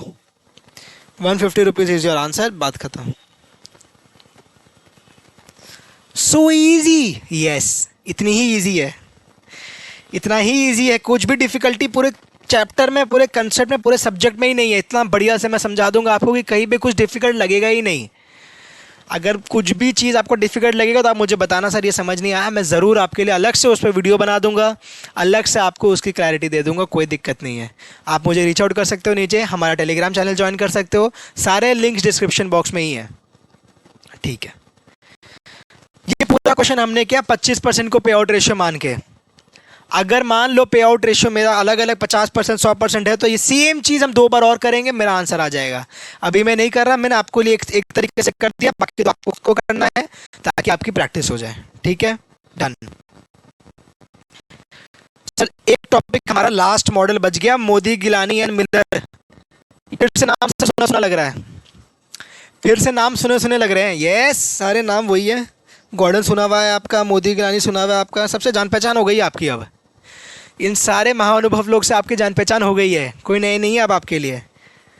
हमारे मोदी, गिलानी एंड मिलर, उन्होंने क्या कहा, एक ज़रूरी बात ध्यान से सुनो। अब एक बार इधर इधर ध्यान से सुनो, मैं हटा दिया स्क्रीन, इधर मुझे देखो, एक ज़रूरी बात एक ध्यान से सुनो। मोदी, गिलानी एंड मिलर ने क्या कहा, एमएम ने क्या कहा, उन्होंने कहा कि डिविडेंड से वैल्यू ऑफ फर्म को कोई फ़र्क पड़ता ही नहीं कि आप जितना डिविडेंड दो ना दो। Value of firm is only dependent on it's earnings. क्या बोला मैंने, अर्निंग्स। इधर आओ, इधर इधर इधर आओ। As per this model, market value of a stock, of a share, is affected solely by its earnings and not by dividend, and not by dividend। इतना बढ़िया बात बोल के गया है इन्होंने, इतनी बढ़िया बात इन्होंने, हमेशा ध्यान देना है आपको। इसके वजह से क्या होगा, समझ पा रहे हो? आपको एग्जामिनर कैसे टेस्ट करेगा, एग्जाम में आपके क्वेश्चंस कैसे आएंगे। एग्जाम में आपसे पूछा जाएगा कि डिविडेंड पे आउट मान लो इतना था, तो वैल्यू ऑफ फर्म निकालो। डिविडेंड मान लो पे आउट था ही नहीं, when no dividend was paid, when dividend was paid. दो सब पार्ट में ये क्वेश्चन आएंगे आपको, इस मोदी, गिलानी या मिलर से आया तो, दो सब पार्ट यहाँ से आया तो दो क्वेश्चन आएंगे इसमें, when dividend was paid, when dividend was not paid. हमने बात किया डिविडेंड से वैल्यू ऑफ फर्म को फर्क पड़ता ही नहीं, तो क्या लग रहा है आंसर कुछ अलग आएगा? पार्ट 1 पार्ट 2 क्वेश्चन का आंसर क्या कुछ अलग आएगा? No, the answer is no. My answer will remain the same in both the sub parts. जो value of firm आया मेरा when dividend is not paid, that same value of firm will come when dividend is paid. Are you with me? Yes. एकदम ध्यान दो, एकदम बढ़िया से। कुछ assumptions करते हैं, इसको मैं समझाता हूँ, एक अच्छा एग्जाम्पल लेके भी समझ लेंगे, मजा आ जाएगा सर। ठीक है, assumptions क्या है? कैपिटल मार्केट एग्जिस्ट करता है और इन्वेस्टर्स आर रैशनल, ठीक है, कोई दिक्कत नहीं है। टैक्सेस नहीं है, ये भी आपने जाना है। फ्लोटेशन कॉस्ट नहीं है, ये भी ठीक है। चलो, investments are finance through equity only, ये भी हम बात करते हुए आ रहे हैं अभी तक, कोई नई बात अभी भी नहीं हुई है। There is no risk of uncertainty as investors can predict the future prices and dividends with certainty. ये एक ठोर नई बात कही गई है कि अगर अनसर्टेनिटी की कोई बात ही नहीं है, इधर सारे चीज़ मेरे सर्टन है, रिस्क भी और मेरा डिविडेंड भी, सब ठीक है। आपको ध्यान रखना है अजम्पशंस। आपको मालूम है आपके लास्ट एग्जाम में, सितंबर एग्जाम में अजम्पशंस ऑफ गॉर्डन मॉडल पूछा गया है। तो किसी को नहीं पता आईसीआई अब क्या पूछ ले, किस चैप्टर के किस टॉपिक का अजम्पशन पूछ ले। कॉमन अजम्पशंस आपको ध्यान रखने के बहुत दरकार है। कॉमन अजम्पशंस एक याद रहेंगे तो आप हर जगह वो यूज़ कर सकते हो। फॉर एग्जांपल कॉमन अजम्पशन से मेरा एग्जांपल क्या है, मेरा एग्जाम मतलब ये है कि मेरा टैक्सेस नहीं होता, फर्म का परपेचुअल लाइफ होता है, परफेक्ट कैपिटल मार्केट्स होते हैं, इन्वेस्टर्स रैशनल होते हैं। ये सब कुछ अजम्पशंस जो और भी हैं, ये सारे कॉमन अजम्पशंस आपको हर जगह मिल रहे होंगे रिपीटेडली। यस और नो? यस। तो ये आपको ध्यान रखना है। एटलीस्ट आप कॉमन अजम्पशंस कर लो बढ़िया से। आई अंडरस्टैंड कि सारे स्पेसिफिक अजम्पशंस करना is not that easy, but आप एटलीस्ट कॉमन अजम्पशंस कर लो, आपका बड़ा काम, मोटा काम निकल जाएगा, ठीक है। अच्छा, अब एक बढ़िया बात करता है, एक इंटरेस्टिंग बात, मज़ा आएगा आप लोग को। चलो इधर ध्यान दो। आज का डेट है, मान लो आज का डेट है हमारा 19th, या चलो एक सिंपल के लिए लेते हैं 1 अप्रैल 2020। आज का डेट है 1 अप्रैल 2020। इस दिन मेरा P0 था। P0 क्या हुआ? प्राइस। 1 अप्रैल, ये हम किसकी बात करें? एग्जाम्पल हम लेते हैं हमारा favourite company Reliance. Reliance is our favourite company. हम सारे एग्जाम्पल रिलायंस के लेते हैं सर। क्यों सर, क्यों? रिलायंस से सब रिलेट ज़रूर कर लेते हैं, और किसी कंपनी का मुझे पता नहीं, रिलायंस सबके लिए बढ़िया रिलेटेबल रहता है। तो हमारा कंपनी है रिलायंस, ठीक है।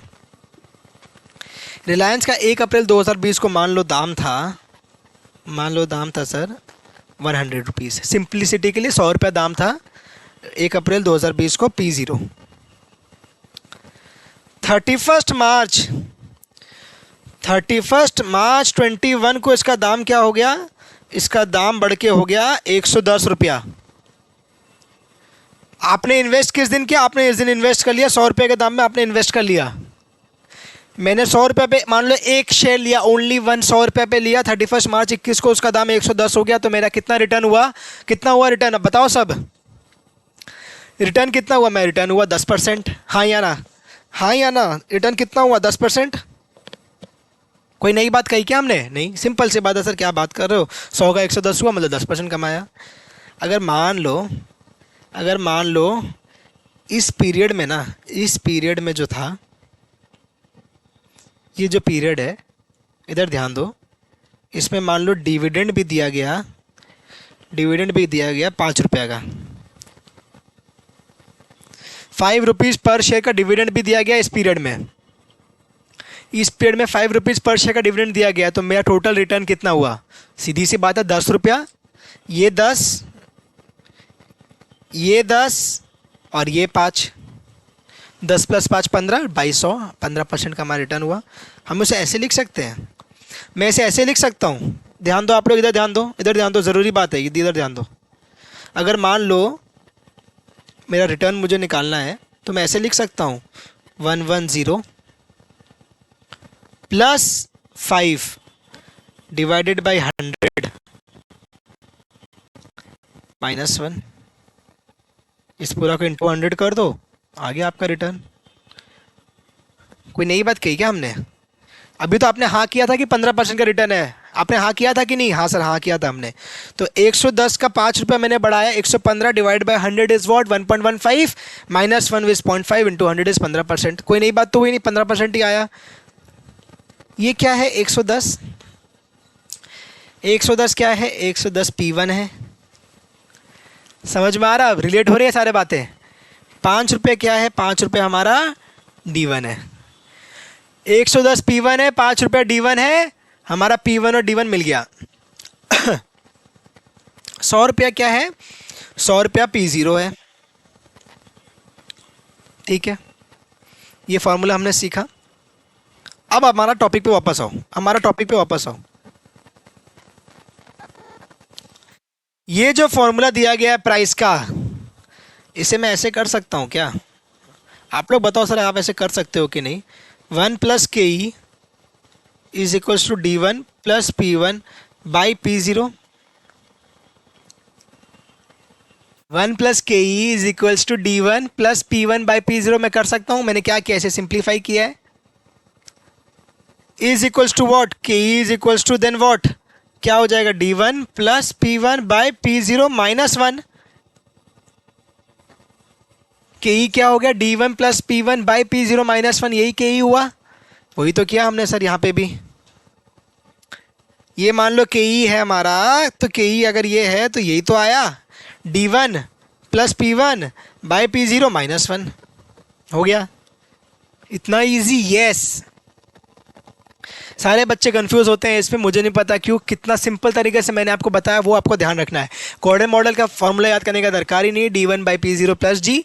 वॉल्टर मॉडल कैसे होता है, वॉल्टर मॉडल का हमने बताया D plus E minus D into R by K E whole divided by K E, simple. हाँ, एक का मतलब P मतलब मेरा price at beginning, P1 at end of the year, D1 is dividend at the end of the period, K E is cost of equity. ठीक है, exam में अगर नाम आ सकता है इसका, मैंने दे दिया आपके नोट्स में, आपको ये यहाँ पे ध्यान रखना है। ठीक है, ये हमारा था स्टेप 1। हमने क्या मिला, प्राइस मिला। क्वेश्चन में एग्जामिनर आपसे पूछेगा आपका मॉडल क्या बोलता है, ध्यान दो। Market value of a share is affected by earnings and not by dividend. Market value की बात हो रही है, मार्केट वैल्यू निकालना है हमें। हमने अभी निकाला है price, price into number of share is market value. हम सबको पता है, हाँ कि ना, हाँ, यस, वेरी गुड। तो हमारा प्राइस आ गया, हमारा प्राइस आ गया।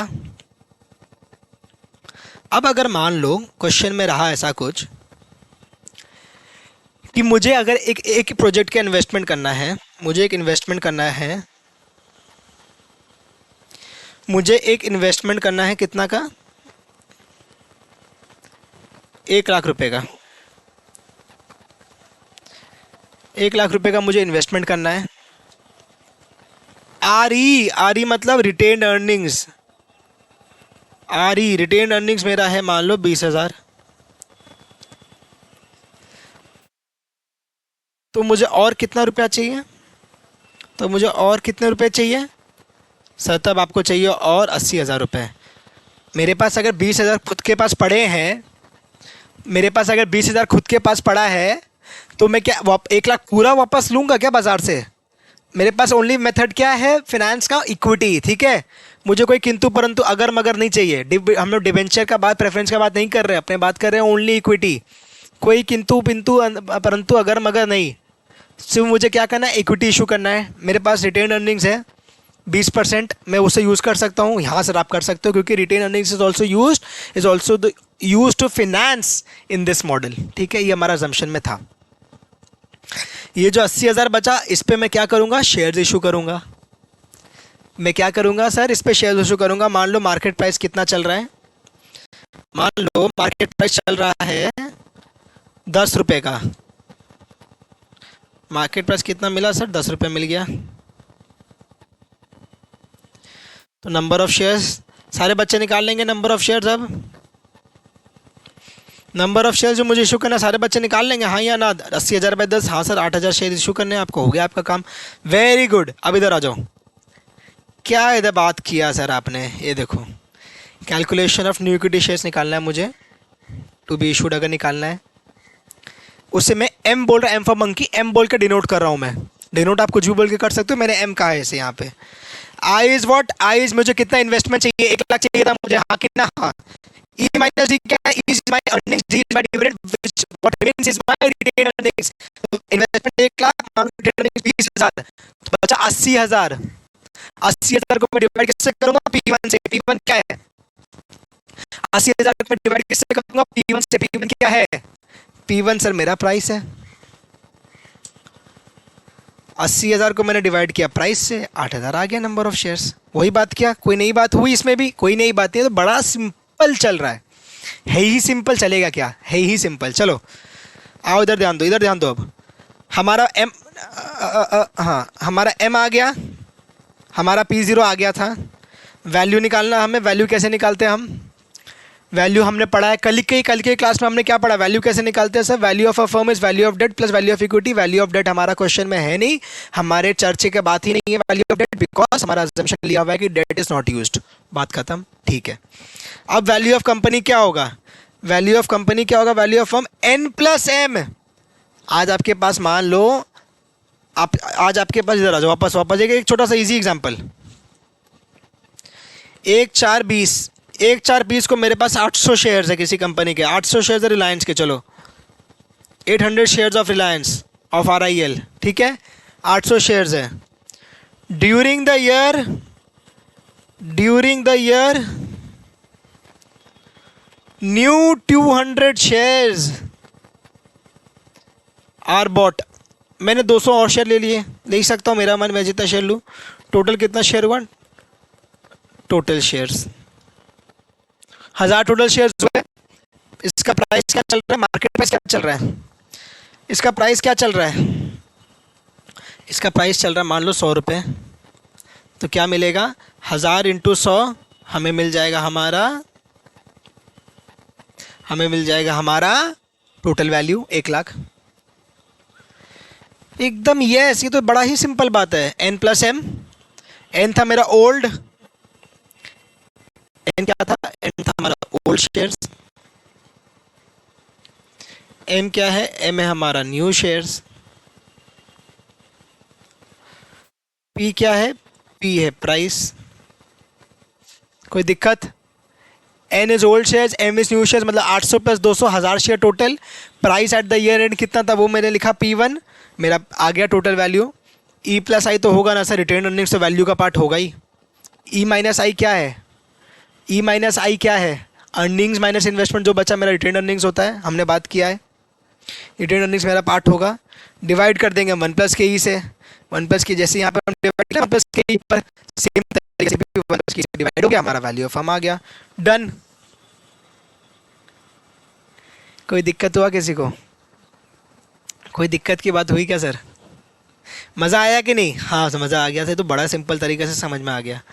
वैल्यू ऑफ फर्म आ गया, N is what, N is number of old shares, मैंने लिखी दी आपके लिए। चलो बाकी जितने भी एब्रीविएशन है सब ऊपर में कहीं ना कहीं से आ रहे हैं। हाँ, ये new equity is M, M हमारा यहाँ से आया, P1 हमें ऊपर से पता ही था, और के ई तो ऊपर से आ ही रहा था, ई हमारा ये रहा, आई हमारा ये रहा। सारा क्लियर हो गया, हाँ सारा क्लियर है। एक इलस्ट्रेशन और जो मैंने आपके उस पर डाला है, ये इलस्ट्रेशन है, मैं चाहता हूँ ये इलस्ट्रेशन आप खुद से करें, ये मैं चाहता हूँ ये इलस्ट्रेशन आप खुद से करें। देखो आप लोग इसका स्क्रीनशॉट लेना है, स्क्रीनशॉट ले लो, जो आपको करना है आप इस इलस्ट्रेशन को खुद से करो, वीडियो पॉज करके करना है, वीडियो पॉज करके करो।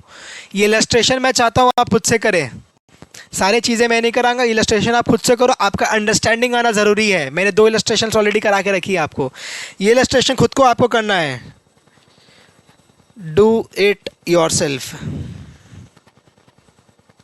ठीक है। ये इलस्ट्रेशन आपको खुद को करना है। मैंने जो बोला था आपको, dividend not paid, dividend paid, 2 तरीके से क्वेश्चन पूछा जाएगा आपसे, वो दोनों मैंने डाल दिया। इलस्ट्रेशन आपको करना है, आंसर चेक कर लेना आप, ये रहा आंसर, आप इसका स्क्रीनशॉट ले लो, वीडियो पॉज कर लो, जैसे भी आपको करना है। मैं आपको आंसर दिखा दे रहा हूँ इसका, ये रहा आंसर इसका पूरा पूरा आएगा एक स्क्रीन में, हाँ ये पूरी आंसर आ गई इसकी, ये this is the complete answer. ये आप लोग इसका स्क्रीनशॉट फोटो जो आपको करना है कर लो, ये आपका आंसर है, ये आप बाद में मैच कर लेना, ठीक है। एक हल्का सा जूम करके भी दिखा देते हैं क्या, हाँ डन है, डन है। एक इंपॉर्टेंट बात मैंने लिखा आपको एग्जाम्स के लिए हमेशा ध्यान रखने के लिए कि value of the firm has to come same under both the options, dividend paid, dividend not paid. This will help in what, this will help you in checking your answers in the examination hall। Examination hall में answer आने के बाद आप इसे check कर सकते हो, by any chance आपने कोई भूल किया है कि नहीं, calculation mistake, mathematical mistake, calculator typing mistake, कुछ भी हो सकती है। तो सारे प्रोबेबिलिटीज़ को एलिमिनेट करने के लिए मैंने अलग से यहाँ दे दिया, आपको याद रहेगा। Value of one dividend paid is equals to value of one dividend is not paid, ठीक है। सेल्फ नोट्स का कुछ जगह मैंने छोड़ा, अगर आपको करना हो तो इंपॉर्टेंट टॉपिक से चैप्टर खत्म। चलो लास्ट चाहिए, आगे कुछ सेल्फ नोट का जगह है वो आपके लिए। तो इंपॉर्टेंट थ्योरी टॉपिक है जो मुझे लगता है आपके लिए इंपॉर्टेंट है, इसलिए मैंने इंक्लूड किया हमारे नोट्स में। दो इंपॉर्टेंट थ्योरी टॉपिक, पहला स्टॉक स्प्लिट, इंटरेस्टिंग, आपको मज़ा आएगा सुनने में, बहुत इंटरेस्टिंग है दोनों टॉपिक्स, आपके प्रैक्टिकल वर्ड से पूरा रिलेटेड है, बहुत मज़ा आएगा सुनने में। एक है स्टॉक स्प्लिट, एक है शेयर बाईबैक। बाईबैक हमने हल्का सा वीडियो के स्टार्टिंग में डिस्कस किया है, थोड़ा सा और इलैबोरेट तरीके से मैं डिस्कस करने वाला हूँ। पहला है stock split, second is buyback. Are you all with me? Yes. Stock split क्या है? स्टॉक स्प्लिट क्या है? मान लो एग्जाम्पल से देखते हैं, स्टॉक स्प्लिट सीखते हैं। इंटरेस्टिंग है, बहुत इंटरेस्टिंग, पूरा प्रैक्टिकल वर्ल्ड से रिलेटेड टॉपिक है, मज़ा आएगा आपको। कोई इसमें मॉडल अजम्पशन नहीं है, पूरा प्रैक्टिकल बात है। स्टॉक स्प्लिट,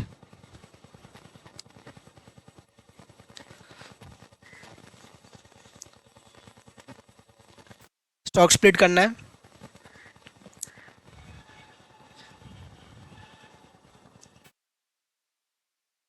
आरआईएल के शेयर्स, आरआईएल क्या है? हमारा रिलायंस। रिलायंस का शेयर्स मान लो कितने हैं टोटल मार्केट में? मान लो टोटल 1 लाख शेयर्स है रिलायंस के, 1 लाख शेयर्स है, और उसका फेस वैल्यू क्या है या उसका पेड अप वैल्यू क्या है? 10 रुपये का सारा शेयर इशू होता है हमारे भारत देश में। In India all the shares are issued at the paid up value of what? Paid up share का अपने पढ़ते थे ना, तो कितना था वो? 10 रुपये पर शेयर का पेड अप रहता है। इसमें कोई मुझे किंतु परंतु अगर मगर नहीं चाहिए, एकदम सिंपल सी बात है ये, इसमें कोई डाउट का बात ही नहीं है। 1 लाख में 10 रुपये का मेरा पेड अप वैल्यू है। करेंट मार्केट प्राइस कुछ भी हो सकता है, आज के डेट में 1400, 1300, 1200 कुछ चल रहा है, बट करेंट मार्केट प्राइस कुछ भी हो सकता है। मैं पेड अप वैल्यू की बात कर रहा हूँ, फ़र्क है दोनों में। Are you all with me? Yes. अगर 1 लाख का टोटल शेयर्स है कंपनी के, 10 रुपये उसके पेड अप वैल्यू है, ठीक है। अब मान लो एक बंदा का नाम लेते हैं हम, मान लो एग्जाम्पल मनीष, हमारा मनीष। मनीष के पास है हमारे शेयर्स, मनीष है शेयर्स टोटल 2000, मनीष है shares total 2000 shares of RIL उसके पास है। आरआईएल के 2000 शेयर हमारे मनीष के पास है, ठीक है। अब अगर मनीष के पास 2000 शेयर्स आरआईएल के हैं, तो अगर मान लो आगे चल के कंपनी में कुछ चेंज होते हैं उनके कॉर्पोरेट स्ट्रक्चर में, उन्होंने क्या किया? स्टॉक स्प्लिट कर दिया। ध्यान दो मेरी बात, उन्होंने क्या किया? स्टॉक स्प्लिट कर दिया। मतलब स्प्लिट का रेशियो एग्जांपल हम लेते हैं 10:1 का स्प्लिट किया, 10:1 का स्प्लिट किया, उसका मतलब 10 shares for everyone, 10 shares for everyone, 10 share हो गए फॉर एवरीवन। तो टोटल शेयर्स मनीष के पास कितने हुए? 20,000 शेयर। वाह सर, मज़ा आ गया, तो शेयर बढ़ गए कम उसके। इसका सेकंड इम्पैक्ट कहाँ होता है? हर चीज़ के 2 इम्पैक्ट होते हैं, आपको पता है, हम सबको पता है कि everything has 2 impact, equal and opposite reaction होता है ना।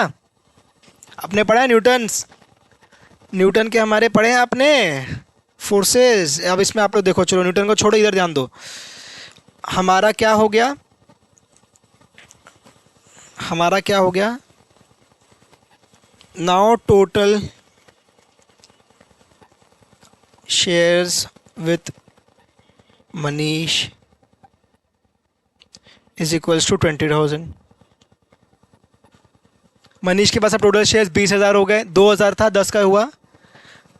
मान लो स्टार्टिंग में करंट मार्केट प्राइस दिया हुआ था, एग्जांपल मैंने उस समय नहीं दिया, अभी मैं डालता हूँ, इंक्लूड कर रहा हूँ, and current market price is equals to 200। तो करंट मार्केट प्राइस अब क्या होगा मालूम है? आफ्टर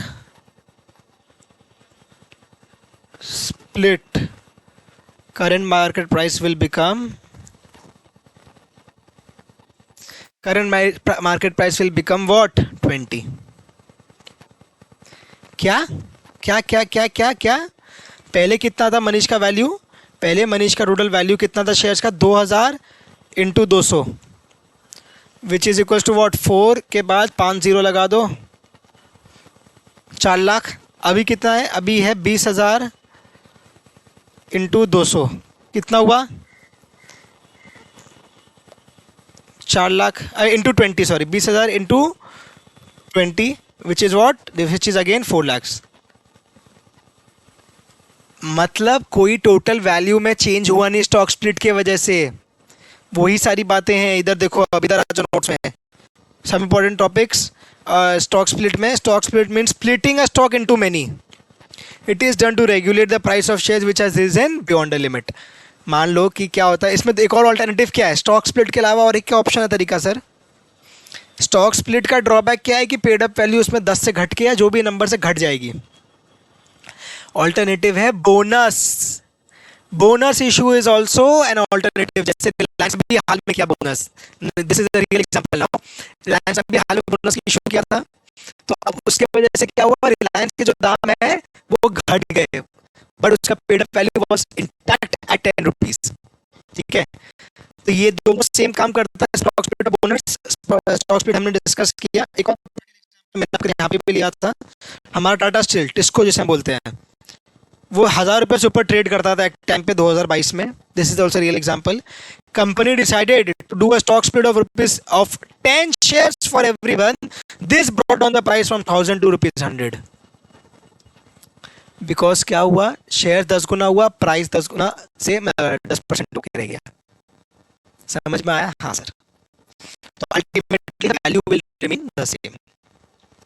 फायदा नुकसान क्या है, advantages disadvantages of stock split. The advantages are affordable prices होते हैं उससे, 200 का शेयर 20 रुपये, 1000 का शेयर 100 रुपये अफोर्डेबल हो जाता है। Second, number of shares increase हो जाता है, that will bring more shareholders and that will ultimately bring more investment for the company. Simple सी बात है, कोई दिक्कत नहीं है। डिसएडवांटेजेस क्या है, एक्सपेंसिव है, सुनने में ईजी लग रहा है बट ये process is expensive. More over equity के रिलेटेड सारे बातें हमारा कॉस्टली ही माना जाता है। स्पेकुलेशन इससे बढ़ जाएगा। वाई स्पेकुलेशन क्यों बढ़ जाएगा? जितना दाम कम उतना ल्यूक्रेटिव बन जाता है वो शेयर। आपने सुना होगा पेनी स्टॉक्स। पेनी स्टॉक्स क्यों ल्यूक्रेटिव बन जाते हैं? क्योंकि 2 रुपये, 3 रुपये, 5 रुपये में जो मिलते हैं वो स्टॉक्स, वो ल्यूक्रेटिव लगता है। बिकॉज सबको लगता है उसमें मैं क्वांटिटी ज़्यादा खरीद लूँगा, अगर 1 रुपये भी बढ़ गया तो इतना, दैट इज़ द लॉजिक। तो वो मेरा स्पेकुलेशन उसमें बढ़ जाता है। ठीक है, last but not the least, share buyback. हमने डिस्कस किया, आप बताएंगे मुझे नीचे कमेंट करके बताओ शेयर बायबैक क्या होता है। जिस बच्चे का कमेंट आएगा वो होशियार कहलाएगा। चलो बताओ किसका शेयर बायबैक क्या होता है। Share buyback is nothing but repurchasing the own shares of a company. Buyback is repurchasing own shares of a company resulting in decrease in share capital of a company and thereby reducing the outstanding number of shares. अगर मेरा buyback कर लूँ तो मेरा number of outstanding shares जो market में घूम रहे हैं शेयर्स, उसमें से मैं कुछ शेयर निकाल लूँगा। अगर अगर अगर मैं क्या बोल रहा हूँ, इधर ध्यान दो। ये मेरा मार्केट है टोटल, ये मैंने क्या बना, टोटल मार्केट बना दिया। 1 share, 2 share, 3 share, 4 share, 5 share, 6 share, 8 share, ऐसे करके इतने सारे शेयर्स हैं। बाईबैक में क्या होगा, कंपनी मान लो 3 शेयर का बाईबैक करते, एग्जाम्पल इस तरीके से मैं छोटा एग्जाम्पल लूँ, ये 3 शेयर गायब हो गए मार्केट से। क्या हुआ सर, यहाँ पे थे, बाईबैक के बाद गायब हो जाएंगे। ये जो चीज़ है, ये जो बाईबैक से क्या होता है, हमारा नंबर ऑफ आउटस्टैंडिंग शेयर्स घट जाता है। वही बात मैंने यहाँ पे आपके लिए लिखा है। कोई दिक्कत नहीं है सर। Very good. जैसे हमने अगली बात किया चैप्टर में, buyback is a form of dividend, as number of shares decreases dividend per share increases. कैसे सर? डिविडेंड पर शेयर का फॉर्मूला क्या है, dividend by number of shares. तो dividend per by number of shares क्या होता है, अगर number of shares मेरा घटता है तो डिविडेंड बेस ही करके बढ़ जाता है। ठीक है, हाँ। बाईबैक 2 जगह से कर सकते हैं, एक कर सकते हैं ओपन मार्केट से, एक कर सकते हैं हम लोग टेंडर ऑफर निकाल के। एक कर सकते हो ओपन मार्केट सुन के सबको समझ में आ गया होगा, that is what, that is nothing but the stock market. ठीक है, ओपन मार्केट से कंपनी चाहे तो बाईबैक कर सकती है। सेकंड, टेंडर ऑफर निकाल सकती है कि भैया जिसको मेरे से बाईबैक, मैं बाईबैक कर रही हूँ, मैं ऑफर निकाल रही हूँ इस प्राइस पे, जो इंटरेस्टेड है आप आके एग्जिस्टिंग शेयर होल्डर्स को बोलती है कि आप आइए, इस प्राइस में आपको अगर सही लगे तो आप अपने शेयर्स मुझे दे सकते हैं। This is what it is. पूरा चैप्टर कंप्लीट हो गया, हमारा चैप्टर कंप्लीट हो गया।